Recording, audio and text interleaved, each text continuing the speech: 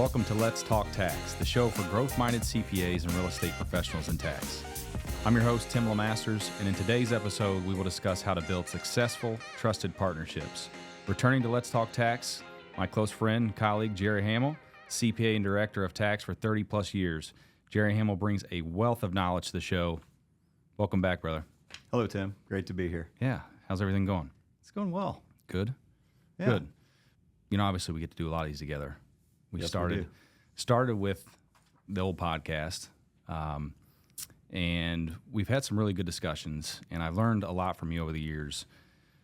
I really want to jump into something that we've talked about before, kind of touched on it. You were super passionate about it, obviously, when we were talking about it the first time, and I thought it would be good to bring to the show and just kind of discuss, in your 30 years in tax, as you go out to market and you start to strategize and figure out how to bring additional ideas and additional opportunities to your clients, help us understand, help the people understand kind of how did you get to the point, or how did you find a trusted advisor? You know, let's just call it cost seg, for example. Sure. Yeah, we can use cost seg as an example because it really applies to anything.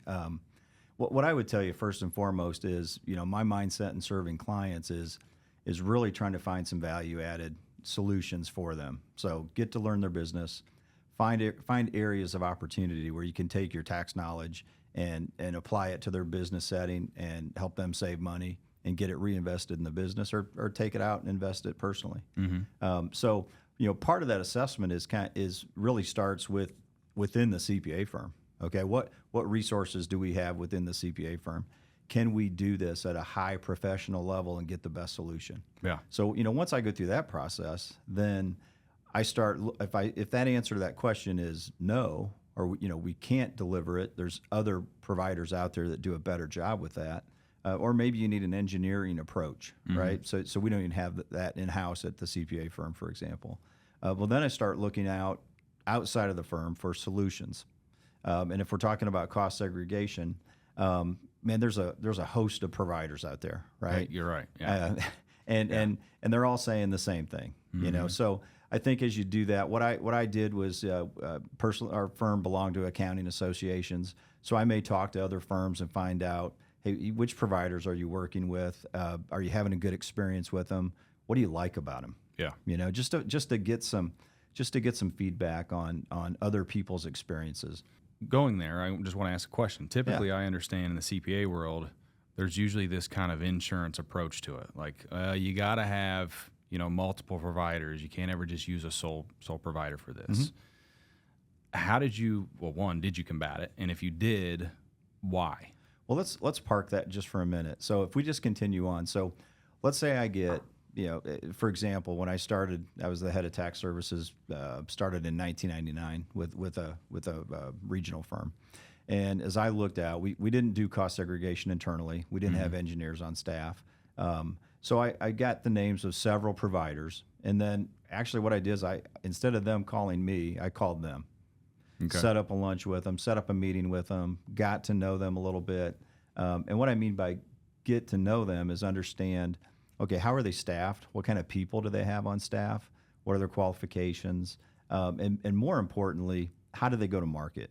You know, so, you know, we've got our annuity clients at the firm, and I'm going to entrust these relationships with this service provider, whom I like to find a partner, you know, not just a vendor. Mm-hmm. So I want to go to the market with a client together. I know their background, I know their structure, I know their tax situation, and when you generate this cost segregation proposal or this study, for example, are they going to be able to use the deductions? You know, there's a whole myriad of things that when you marry those two together, it was really important for me to go to market with the service provider. Yeah, but wouldn't it just be easier for you to just tell your client, hey, here's 3 providers, you know, reach out to them, see which one you like? Yeah, but easy's not always the best answer. Okay. I mean, you know, sure, it would be easy, but what I would tell you is this, is that referral, even if I throw out 3 providers, you know, my client's going to look at me and say, wait a minute, I hired you, you know, to bring people to me or to bring these solutions. Why am I doing the work, yeah. right? They know nothing about them. So one of the things that I look at is just, you know, again, how those providers go to market. And you getting back to your point referencing, you know, the insurance industry for CPAs. The stone cold message is always give 3 referrals, right? Because that's supposed to be risk management. That way you can't go wrong. But haven't you already done the risk management for your clients? Well, and that's the point of vetting out these service providers. And most of my clients, if I gave them 3 referrals, they're like, well, wait a minute, I don't know how to evaluate them. I don't know if they're any good. Sure. How do I qualify them? Yeah. So I think I always took the approach of qualifying for them. And the biggest thing for me, again, I've said it 3 times, I think, how do they go to market? I've had. I'll give you an example. All right, so I'm gonna pause you real quick because I know you're in a flow. I don't mean to interrupt you, but Sure. When you say how they go to market, help me understand where your mind is with that. Sure. Yeah, I'll clarify that. So what I mean by going to market is, are they going to conferences and speaking directly to what I'll call taxpayers or my clients, or are they approaching me as the CPA and saying, hey, there's an opportunity here for your client. What's their structure like? We want to do, they built a new building, for example, or maybe they acquired a new building. How can we go in and structure that? If we generate additional deductions of $500,000 in year 1, will they get the benefit of that?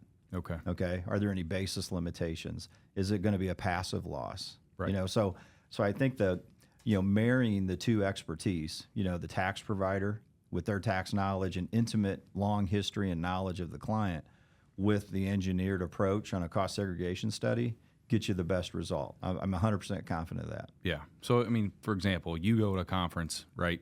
You're learning at the conference. You're getting yourself educated. You're meeting with specialty tax providers, okay, that provide cost seg, for example. And in meeting them, you're vetting that. You're being able to get the ideas of who you want your clients to use instead of your clients going to a conference or a trade show or whatever and someone being there trying to sell them a cost seg, not even realizing if they can even utilize it in the first place. Well, the key word, you probably didn't even realize you said it, but selling them a cost seg. Right. I never sold a cost seg. Yeah. What I looked at was I had a client that made a significant investment, right? And I can let those deductions just carry out over 40 years, or we can go in and do some tax planning via a cost segregation study, and we can accelerate those deductions. Yeah. And look at the structure of who owns the building. Is it passive, or is it a rental building that the manufacturing company or the distributor is going to use, and it's just held in a separate entity? Can I make a grouping election, to group those entities together? Make sure that when we accelerate all those deductions that we can actually get them and they realize the benefit when the study projection shows they'll realize it. Yeah. Yeah. You talk about this like you have some experience with a client bringing you something that maybe wasn't able to be utilized. Yeah, I'd like to say, I'm perfect, but I'm not. So, I didn't identify everything proactively, necessarily when a client built a building or acquired a building. And an example, I won't use any names, but I had a client that they were an electrical contractor and they were at a NECA conference. And one of these service providers out there was speaking at this event. And so the CFO went up afterwards, talked to him, and unbeknownst to me, as we're doing year-end planning, the CFO pulls out this cost segregation study. I'm like, oh, what's that? He says, well, I had somebody do a cost segregation study on this building. I said, okay. I said, well, that's a passive investment for you guys. Those are real estate investments. I said, that study's great. I said, but you guys don't have any passive income to offset that. Mm-hmm. So you just paid $7,000 for a cost segregation study, and guess what? You're not going to get any benefit from those accelerated deductions. They're going to be suspended until you have passive income, or you sell that entity. So we got a major utilization issue. Oh, huge utilization issue. So we're paying for something, can't utilize it. There's frustration there, right? Yeah, because cost segregation is all about the net present value of the tax flow benefit, the cash generated from the tax savings. So in this case, where years 1, 2, and 3, and 4 are usually the biggest cash flow years, well, they may not get benefit for 7, 8, 9, 10 years. Sure. So the value of that study just diminished significantly. Yeah, because we're going to utilize it in the first 3 to 5 years. Yeah. Yeah. Okay. Yep. Well, kind of looking at going back a little bit, when you talked about kind of searching for a provider, obviously you did some vetting with that. When I look at businesses or when I look at to make a purchase, okay, there's usually 3 things in every business purchase you're looking to have, okay? You've got price, quality, and service, all right? You only get 2. All right. So what were the main two that you usually focused on? So here's what I would say. I think you get 2.5. Okay. How did I know? And I know that's not How did I fair. know you would twist that? But I think here's what I would tell you. I think if you partner with a service provider that's a true partner and you're going to market together, you're not selling this cost segregation study. You're evaluating the benefits. You're evaluating the time that's going to take to complete the study. Are they going to do an on-site visit? You know, how well do they know the building? When they walk around and they go through the building, they're going to see things that you don't pick up off a blueprint. Sure. Or pictures, right? So I think that's pretty critical in what time they're going to spend on that on-site visit. But what I mean by 2.5 is, you know, I would always select quality, okay, timely service, but timely, you know, you don't know what time of year you're in. So sometimes timely is important. Sometimes, hey, you know what? I've got 4 months for you to get this done. Just squeeze it in the schedule of when you can. The half is what I would tell you is a fair price. I don't look at the lowest price. I look at a fair price. Okay. And fair really is dependent upon the amount of the savings, how they can fit it in. You know, how much time did they take of my client, right? I mean, were they efficient? Did they schedule it? Were they professional? Did they really respect their time? Or did they just go out there and ask, you know, spend 2 hours, ask a bunch of questions, and they really only needed, you know, 30 or 45 minutes? Yeah. Yeah. Yeah. So let's just put an example to this. Okay. You got two providers, all right? And you're looking at originally when you didn't have somebody that you worked with. So you're looking at two providers. You got one that's, you know, benefits $230,000. Their fee's going to be $7,000. Okay.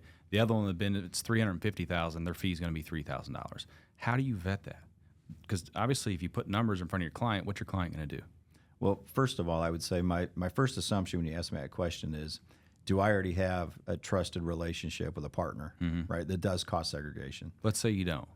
Let's say I don't. Well, that's a little tougher. I think you've got to interview both providers, and you got to find out whether you've got apples to apples. I mean, that's a big challenge in our world, right? Huge challenge. I mean, as I'm on the road and I'm talking to our relationships, and then I meet new potential relationships, a lot of the questioning is, well, you know, benefits a little bit lower based on maybe it's land value, for example. Benefits a little bit lower, but your fees about, you know, $1,500 more. Help me understand that. So in going through that, I can see how that can be challenging, right? So I guess when going through this process, taking me back to the old days, all right, and going through this process, how did you really come to a point where you're like, okay, this is right. This is right for my clients. This is right for our firm. This is who we're going to utilize. How to help walk me through that? Well, I mean, in that situation that you brought up specifically where you've got those two examples, and first of all, the projected benefit, there's a huge gap in that projected benefit. So I would look at a couple things, right? I would ask for some more information on the breakdown of 15, 7, 5, and 3-year property. Okay. And I'd want to compare those two just to see if they're taking aggressive positions or not. You know, I'm not an engineer, but I do know court cases and the tax law, and so I know, you know, a lot of the property and the life designations, for example. So I could look at that to see where that's at. The other thing I look at is, okay, is their net present value computation the same? Okay, have they used the same discount rate? Yeah. Okay, I mean, there's all different kinds of ways to trick the numbers. Okay, accountants are good at that. So are salespeople. But like old 80-20 rule with land? Yeah, well, I think you're getting into a separate issue there, which is what are they using to support the value of the land, right? Are they just holding up their thumb in the wind and just picking a number? Yeah. Are they going off property tax records?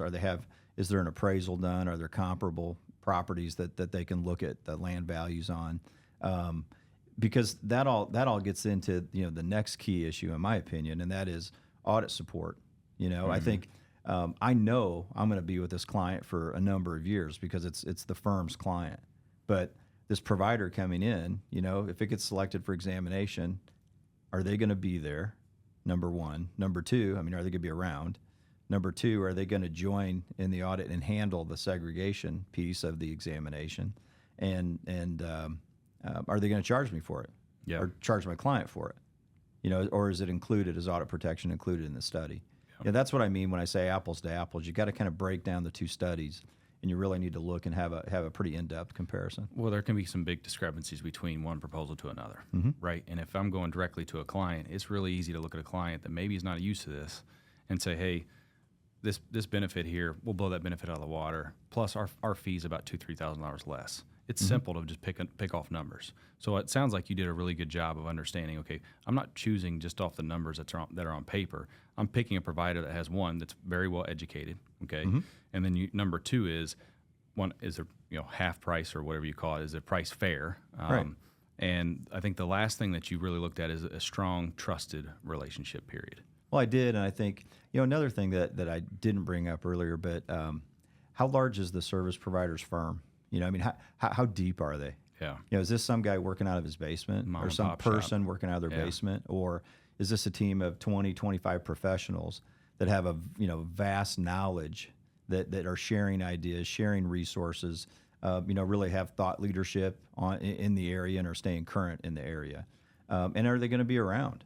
If it's just a sole provider, working out of their basement, you get examined in 2 years or 3 years. Will they be there? Yeah. Right. Are they going to stand behind the study, or will they be around to stand behind the study? Yeah. So that's a good point. So I think we're starting to see a little bit more. Unfortunately, just since we're talking about cost seg, I think it's become a little bit of a commodity just based on all the providers out there and the fact that it's not heavily scrutinized, right? But as of late, it seems like we're starting to see a little bit more scrutiny. So going back to you talking about audit protection, when you looked at all these providers, let's say, I don't even know how many you looked at when you originally started, but let's say you looked at 5. How many of them did you realize, okay, all of them come with audit protection? Was it 1 or 2? I mean, I would say most of them probably threw in some type of audit protection in there. Now, the depth or level of that audit protection differed. But I even before you get to audit protection, what I would say in that 3 to 5 relationships or those providers that I interviewed, it first came down to their approach, all right, and how they went to market. Close second would be their technical skills and their technical ability. I always like to have those providers come in and do depreciation classes, for my tax group. Okay. Bring us up to speed on the latest changes in depreciation, things to watch for during tax season. That's another thing that if that provider is willing to invest and make my people better, that's a big leg up on somebody else that's not, right? Yeah. That looks at it transactionally. Yeah. Because you're absolutely right. This area in particular is a commodity. That's how the world's viewing it right now. And when I look at that, I say, yeah, I can see why people think that, but I also think how you take it away from being a commodity is, okay, what's the technical expertise behind it? What's the risk in terms of examination, and what positions are they going to take on land value, for example? How well do they marry, the engineering with the tax court knowledge, so they can go ahead and break things out? Do they do the on-site visit, and do they identify additional things beyond the blueprints? Yeah. Okay, all of those things. And then going to market with me as the CPA. Okay, have they asked me the question of who owns this building? How's it structured? Who uses the building? Yeah. Okay, just all those questions so that you generate the deductions, you get the segregation study, and then you marry it with the structure and the basis and get the use of the deductions. That's where you take it away from a commodity, and that's where it becomes valuable to your client. Very well said. So, I mean, I think if Dave McGuire was in the room himself, he'd probably be proud of you, Jerry. So I think you hit it kind of the nail on the head there. And obviously I appreciate your insight and your expertise in this. You've been doing this for a long time. So thank you for being a part of it today. And I just, last thing I'll ask you before we get out of here. Mm-hmm. If you had a chance to go back and kind of assess this, okay, based on what you found on just cost segregation, would you advise that every CPA kind of approach a provider, a specialty provider, in the same manner that you did back then, or would there be some adjustments that you would have to it? No, honestly, I don't know. I hate to say I don't have any regrets, but I'd say that there's a lot of value with building a long-term relationship with the provider. And at my firm, obviously, I built a long-standing relationship with McGuire Sponsel. Mm-hmm. And there's a lot of little things that happen between the projects, the sharing of knowledge, the sharing of information, those things were really important, and that's part of that relationship we built over the years. Yeah. It was real easy to, just quick phone call, ask a question. It was timely. I mean, I can't remember when Dave, TJ, Kyle, or any of the staff wouldn't pick up the phone or return the call, if I got their voice message, that day. Yeah. And it just felt like they made it a priority, and that's because they were investing in the relationship as well. So you're saying you used McGuire Sponsor back in the day? Well, yeah, our firm did. Yeah, yeah, absolutely. Yep. Well, I think that's it for today, Jerry. So I really appreciate your time. Thank you again for being on the show. I'm sure I'll see you again in the future. Yeah. Any questions for me before you get out of here? No, I just look forward to our future chats, Tim. So it's a lot of fun. Great. This is great. Thank you. All right. So don't forget to subscribe at YouTube to @Let's Talk Tax Podcast.